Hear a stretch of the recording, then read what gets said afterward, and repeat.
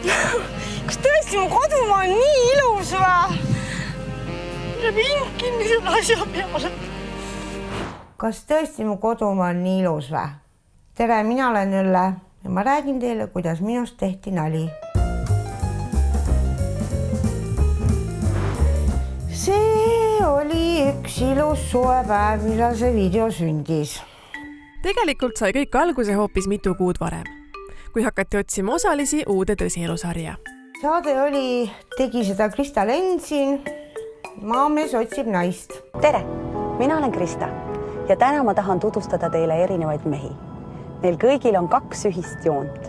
Nad elavad maal ja mis kõige parem, nad kõik on poissmehed ning mina püüan leida igale ühele neist kena ja sobiva partneri.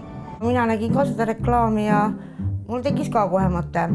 Ja ühel hetkel ma siis kirjutasingi. Ülle valitigi saatesse, kus ta hakkas koos 2 teise naisega konkureerima Maamees Silveri talu perenaiseks. Ei meelest lähe see Silver, kel silmad justkui sööd. Muuhulgas läksid nad võtete käigus väljasõidule Karula rahvusparki ja ronisid ka sealsesse vaatetorni vaadet nautima. Palju metsa oli ja siis oli metsatuka, sees oli üks maja. Ja maja ümber olid järved. Ja seda teed mööda, mida meie tulime sinna vaatetorni, see tee ka lookles kohe niimoodi huvitavalt. Korraks ma vist ikkagi unustasin ära, et keegi mul seal selja taga midagi teeb ja filmib ja on, et ma sattusin nagu oma enese maailma seal üleval selle looduse kütkesse, mis ma sealt tulevalt nägin. Ja vaatest lummatud ütles Ülle järgnevad sõnad. Kas tõesti mu kodumaa on nii ilus või? Läheb hing kinni selle asja peale. See lihtsalt tuligi.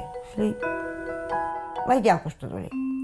No see vaade lihtsalt oli niivõrd võrratu, et ma ei saanudki teistmoodi nagu öelda, olla seal, et kes mida ma looduses näen või mis on looduses, seda ma kohe kirjeldan nagu hästi kunstipäraseks enda jaoks, et tahaks kohe maalima hakata. Aga värve ei olnud too päev käepärast võtta ja sinna ta niimoodi kunstipäraselt minu jaoks ta jäigi.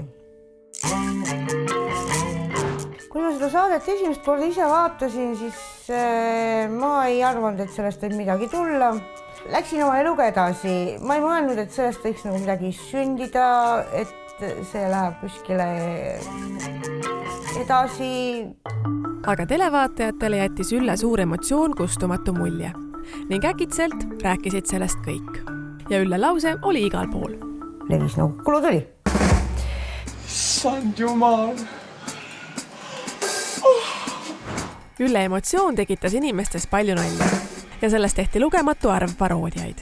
Issand jumal! Nii ilus! See on lihtsalt nii ilus! Mul jääb hing kinni selle asja peale. Noorte seas on ta see lause väga popp, et neile meeldib nagu sellega nalja teha ja... Ülle ei ole sugugi esimene inimene maailmas, kelle lihtsad sõnad naljana ajalukku on talletatud. Samamoodi on juhtunud ka mitmete teiste tõsielusarja kangelastega. Ära mõtle, kohe ütle. Mina olen Kalvi Kalle, sina oled Kalvi Kalle, ema sul on Kalvi Kalle, isa sul on Kalvi Kalle. Ning ka mitmete teiste seni tundmatute inimestega, kes on juhuslikult kaamera ette sattunud ning pahaaimamatult paroodia objektiks muutunud. А я, блядь, санахка ты. Блядь, вон. А я, блядь, санахка ты. А я, türem, vaata, mis sa teed.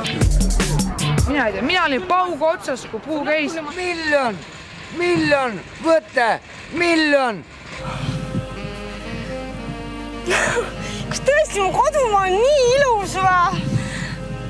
Läheb hing kinni selle asja peale. Teda hakati kohe alguses väga palju kasutama ja väga palju kuulema ka praegu seda tegelikult, et küll sosinal, aga ma kuulen seda. Tahate kasutada, siis kasutage, mina ei solvu, kuigi ega ma ei saa ju kätt ette panna ka. Ülle proovib inimestest, kes tema üle nalja teevad, mitte välja teha ning ei hakka pahandama, kui keegi temast halvasti räägib. Ma suhtun nagu ükskõikselt või külma kõhuga, et see on tema arvamus, see on tema, las ta siis olla, kui talle see lõbu pakub, las ta siis lõbustab ennast minu najal. Ja siis kõva järgis, itsad kui ilus! Ma ei ole elu sees nii ilusat toitu näinud! Vulgaarse, primitiivse, aga sellest väga kiire, freudistliku kähkuka. Ja ütleks, et tegelikult see, mida me praegu nägime, tähendas seda torn sümboliseerib loomulikult fallost, selle otsa pandi maanaine ja see, mis ta nägi, pani ta rõõmust nutma. Kui nad leidsid, et peavad nii ütlema, las nad siis ütlevad. Annan andeks inimestele, mis ikka siis. Mul on võib-olla mõningad vihamaenlased ja siis nad kasutavad seda lauset niimoodi väga kurjasti, et tihedalt ja niimoodi siis minu pihta, aga olgu peale, las nad siis kasutavad, kui neil sõnaraamatust jääb sõnu väheks. Kui iga asja peale nagu olla häiritud, siis ei saagi alatud. Külma kõhtu läks Üllel väga vaja, sest tema lauset kasutati tõesti igal pool, lausa ühes reklaamis. Issand jumal! Nii ilus va! Ilus! Ja vinkimisel asja peale. Issand jumal! Nii ilus va! Issand jumal! Väga lustlik tundub.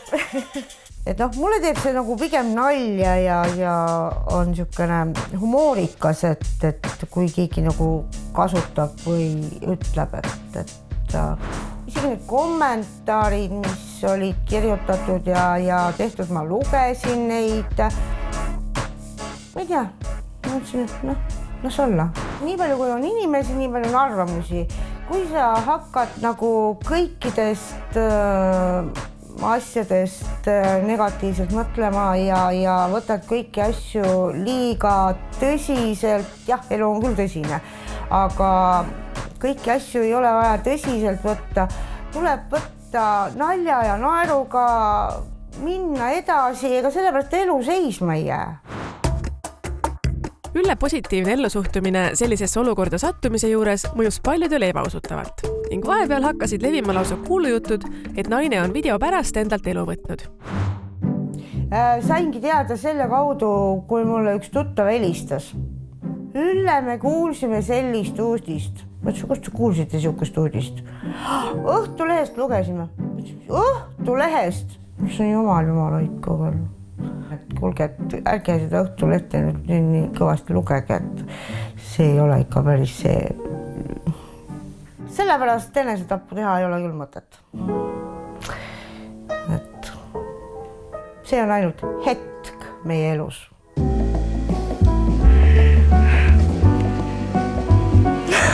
Kas tõesti mu kodumaa on nii ilus va?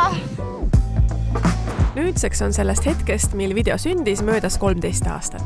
Vahepeal on Ülle leidnud televisiooni abita endale sobiva mehe, saanud emaks, tegelenud kõvasti käsitööga ja töötab praegu ühes toidupoes kassapidajana. Inimesed ikkagi tunnevad mind veel ära. Kuna ma töötan poes, kassas käib ju inimesi palju ja siis vaadatakse pika pilguga ja siis ühel hetkel juleti küsida. Ma ütlesin, jaa, mina see olengi. Sa tundud nii tuttav, aga ma ei mäleta, kust. Tuleb lihtsalt võttagi positiivselt, huumoriga elu, siis läheb kõik korda, siis saab kõik korda. Ei ole vaja muretseda kogu aeg. Sest elus on ju palju lauseid, mida me kasutame. Kas või need vanasõnadki on samamoodi ju välja öeldud kellegi poolt. Las see jääb ka siis vanasõnaks või ma ei tea, huumorikaks lauseks. Midagi jääb minust maha teistele. Nad saavad seda nautida, nad saavad minu kulul nalja teha, okei, las teevad, olgu neil lõbus, ma olen ka lõbus. Teisiti ei teeks ma midagi, teeks teist korda veel.